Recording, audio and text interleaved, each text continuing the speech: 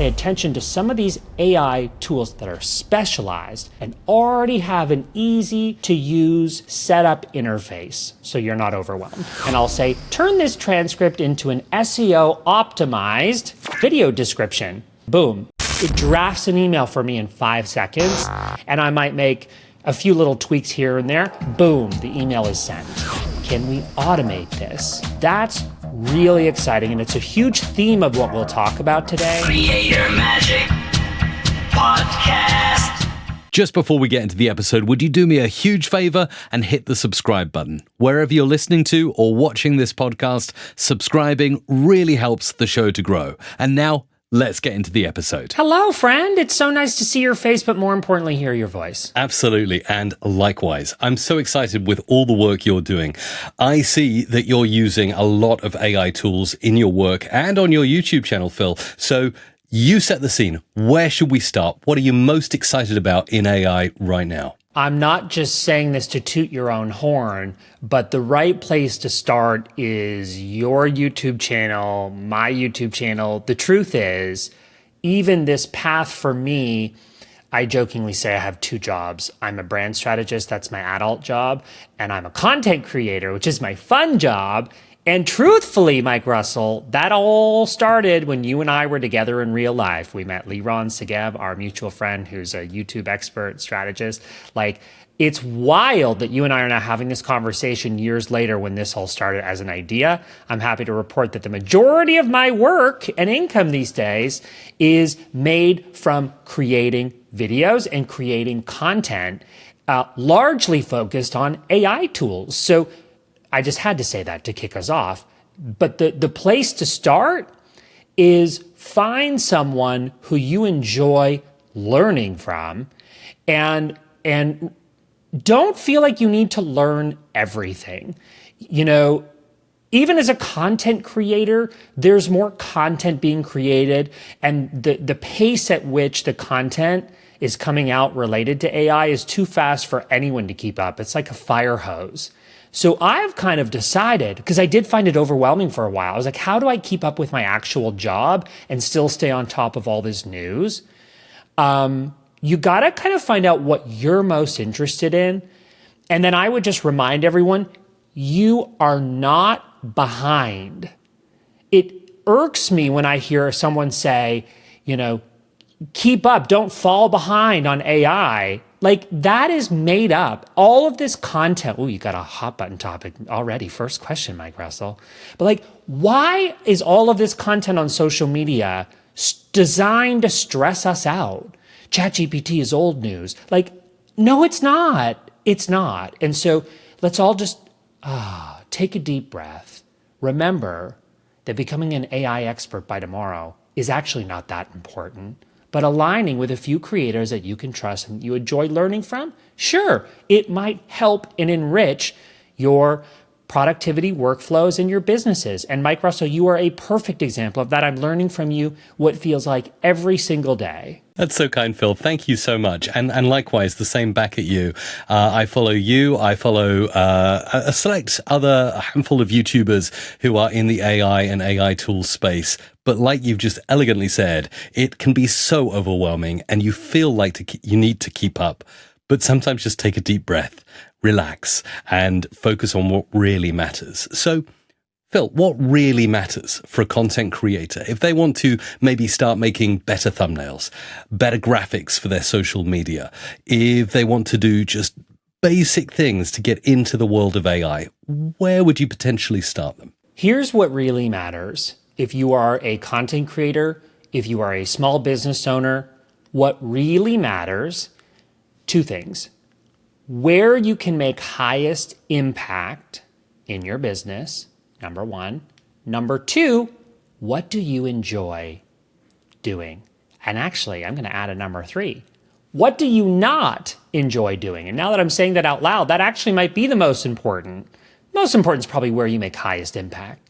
But at the same time, as a small business owner, I don't want to spend all my time where I make highest impact. There are things that I enjoy doing. I love jumping into a website that my team is working on, and I want to tweak a few little things before we ship it to a personal branding client. I've been doing that for over a decade, and it's what I love to do. Pay attention to where there's opportunity to make high impact, pay attention to what you don't enjoy doing. I don't enjoy designing thumbnails.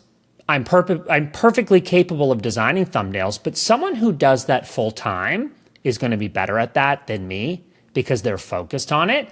And better yet, we have some amazing AI tools that can actually help us make a better thumbnail. I use this example because you just mentioned it. One of my favorites is vidIQ.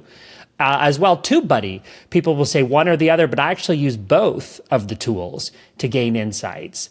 I was using vidIQ yesterday. I'm incredibly impressed on how it can score my thumbnail.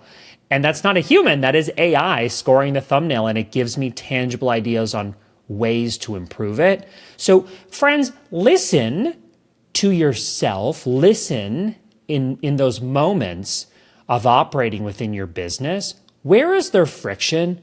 What are the things you don't enjoy doing? It used to be that if you didn't enjoy doing it, we would have to delegate it. But now there's a step, as of the last year and a half, there's a step that comes before delegating it. Can we automate this? And so that's really exciting. And it's a huge theme of what we'll talk about today. It's this idea that we'll actually try to automate this before we delegate it. And that way, when we delegate tasks, it's enabling the humans in our business, contractors, employees, business owners, to focus on the things that humans continue to do best. And it all comes back to this idea of making high impact, but also just doing the things we enjoy doing so that your work and your career are fulfilling. That's incredible. I think you dropped a ton of value there, because you have spoken about focusing on what you're good at and what you enjoy, and delegating what you don't enjoy. But of course, in order to do that, traditionally, we have to do that thing for a while that we don't enjoy to learn how it works, or at least get the basics so we can then hand it on. And what really hit me towards the end of what you said, Phil, is that, potentially now we can automate as well. So maybe we could zoom in a little bit more on that. Are we talking about using tools such as Zapier and Make and some of the AI integrations there? You know what? I'll be the first to admit that I think I know for a fact that I'm less tech savvy than you. You've taught me, you've schooled me on more advanced ways, for example, that you've been using ChatGPT for conference outreach. I mean, my friend, you are a trendsetter in so many ways, because you're also a bit of a geek, and I'm allowed to call you that. But we all benefit from that geekery. Isabel's gonna laugh at that comment. So I'm actually not in this case talking about Zapier, although I do use Zapier to automate things in my business. But let's even just take a step back for those that are like, oh gosh, I don't even know where to start with Zapier. Great, let's start somewhere simpler. There are obviously many democratized and in some cases free or freemium AI tools, ChatGPT included. But I would also pay attention to some of them that are paid and premium. I get, we all want to save as much money on subscriptions, but in some cases, what an AI tool can do that's a premium or a paid or a niche tool, sometimes what it can do, it'll save you a ton of money with that subscription by having to hire a contractor or having to have a bunch of people on your team work on that, etc. So if we think about where those moments are in our business to automate, what are those things what are those things you don't like doing? For example, I, as a content creator, get a ton of emails every single day, inbound outreach on, hey, can you join our affiliate program? Hey, can you create a video for free? Hey, okay, if you won't make it for free, we'll send you product. We'll give you 27 years for free, blah, blah, blah, right? And I'm at the point now, and love this, and I'm proud of this, but I don't really do brand deals unless you pay me, because I have rent to pay. And so I really don't like the time it takes to reply to those emails. I get probably 30 of them, sometimes more a day. And so I have to kind of weed them out. Or I had this moment, Mike Russell, where I was like, ooh, maybe I could automate this. So there are a handful of them. I don't remember them all off by heart, but you could go to There's an AI for that and just see a handful of those email automation tools. But one I've used is Ellie. It's freemium. ELLIE is an example of where I can automate the process of writing an email reply. So I hit reply it's a Google Chrome plugin, or it might be a Google Mail plugin. It's one of those. hit reply on an email, choose the sentiment of how I want to reply, and then you can, in one sentence, give additional context for that email. So in my case, if someone's saying, Phil, sign up and get $1 bazillion a month from our affiliate program, I'm going to reply, I don't do purely affiliate brand deals. So that might be what I write. No purely affiliate deals. I'll put that in the additional context. Hit reply. It drafts an email for me in 5 seconds. And I might make a few little tweaks here and there. Boom, the email is sent. That's an example of automating something and not having to worry, work within one of these existing tools that has a framework that's going to enable you to not have to go back to tech school or learn how to code. So examples of that would be Ellie. Examples of that would be Descript. I use Descript every single day to, for example, transcribe a YouTube video. I know there's all kinds of other tools, but I'll pop, in QuickTime, if I've got my YouTube video open that's going to go live this week, I'll export the audio, upload the audio to Descript. It'll give me the transcription, and I've got a prompt that I use every week pre-written, and I'll say, turn this transcript into an SEO optimized video description. And boom, that's an example of just kind of creating these systems as you find need for them. So automation, I wouldn't even go as far as Zapier. I would keep it simple, and I would pay attention to some of these AI tools that are specialized and already have an easy to use setup interface so you're not overwhelmed. Let's maybe go back maybe a year and a half ago when ChatGPT first came on the scene. And then we started to see things like DALL-E and Midjourney for image generation. And Phil, you're a high-level graphic designer. I've known you for about a decade now. You've even done the brand for my other business. And you're super, super good at what you do. So I'm not tooting your own horn. I really mean that. So I know as an audio person, my background being in audio, I started to have a penny drop moment when I noticed a lot of the things that I'd explained in software could now be explained by this ChatGPT with just a couple of text prompts. And I started to have a little bit of an existential crisis of what do I do next? And you know me, like you, I've always been into the future and what's new and what's next. But for a flashpoint in time, I was I feel like this is kind of replacing everything I've done for a decade. How did you deal with that moment? Did you have a moment like that? And where are you now at this point in the journey? I definitely had a freak out moment where I thought, okay, how is this going to impact my world? And I'll just kind of describe how I think it's impacting our world.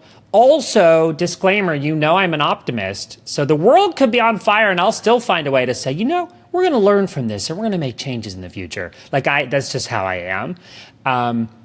Here's how I feel, Mike Russell. So I think that there's a widening gap between two things. It's very exciting. One, democratized DIY, empowering people to do the work themselves.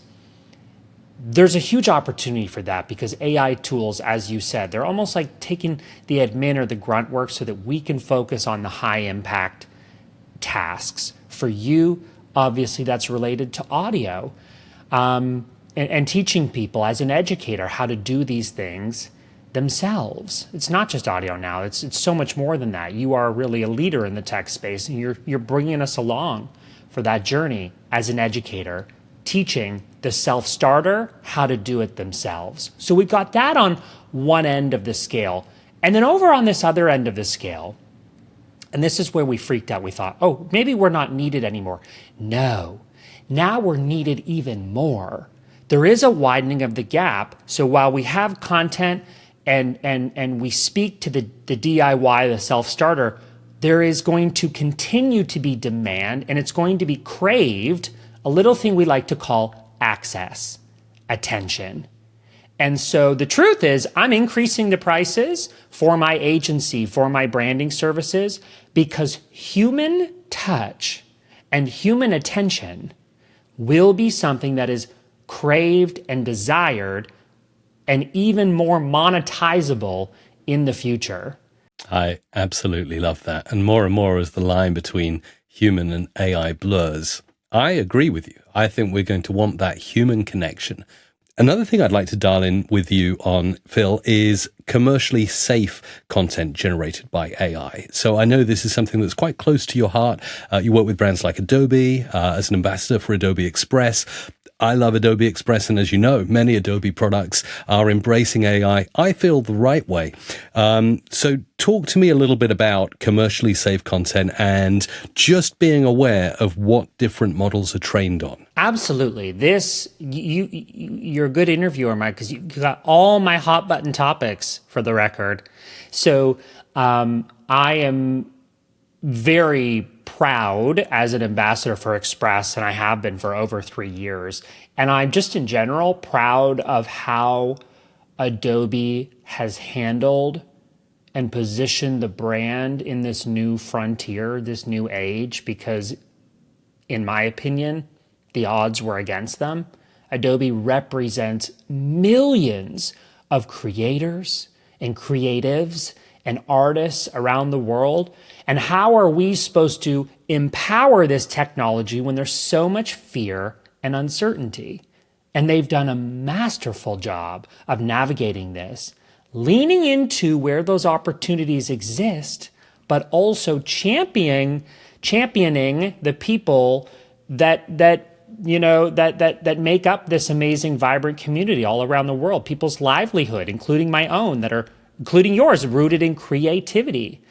And so I often say, sure, Adobe might not be first to market with some of this latest and breaking technology, but they are typically first when it comes to doing this technology responsibly.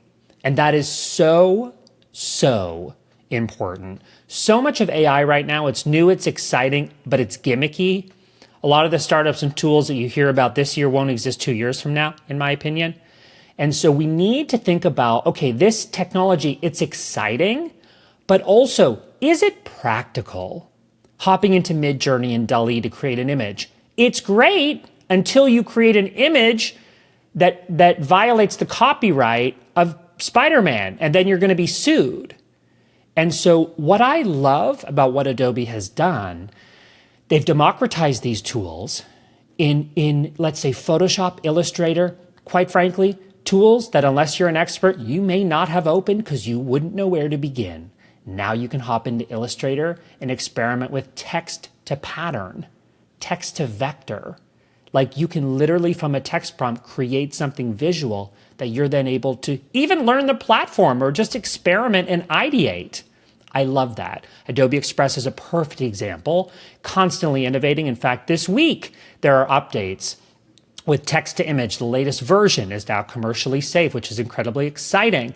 Again, creating an image in some of these other tools doesn't mean you can actually do anything with that image. Whereas any image creating from Adobe Firefly is safe for commercial use. Always double check if you're doing this from the web. Occasionally, on Firefly, they'll give you a preview of the latest technology. So just double check. It'll usually specify, not usually, it'll always specify how you can use this image. That's incredible. This has been such an amazing conversation. Phil Pallen, where would you send people to if they wanted to find out more about you and what you do? You didn't see this answer coming, but the first place I'd send them is Amazon, because we have a pre-order available for the book that I have written, 65,000 words, published by Adams Media, which is an imprint of Simon & Schuster. Very big deal. It's very, very exciting. I'm publishing their first title on AI, so it's called AI for Small Business. And the whole book goes through all the aspects of business, and it talks about, we recommend over 200 tools in the book. Funny enough, they gave me a book deal literally in the first email. They were like, this is the concept, this is the price, we need an author and we want you. And so they found me on YouTube, which is so cool. So that book is done. It comes out in October, but pre-order is available. Again, it's called AI for Small Business. I would say YouTube and Instagram are the social media platforms that I show up the most. I post at least one YouTube video a week. Again, I talk a lot about AI tools for image generation and creativity. But also, yeah, I'm trying all kinds of niche things as well for specific industries. I just love that YouTube has given me this platform to be a geek and try so many different things and be able to prioritize it by making a video. So I would say, yeah, YouTube, Instagram as well. I send out tool roundups and such on my email list. All of this is readily available on my website, philpallen.co. And yeah, I'm always talking about this stuff, and again, always learning from you also, Mike. And I know you're learning from me, and it's just it illustrates this really cool ecosystem right now where we're all learning from each other. Thanks so much for checking out this episode of the Creator Magic podcast. Would you like to get a weekly email with all the latest AI tools I find? If so, head over to mrc.fm/Creator Magic and hit subscribe to get my weekly email newsletter. That's mrc.fm/Creator Magic.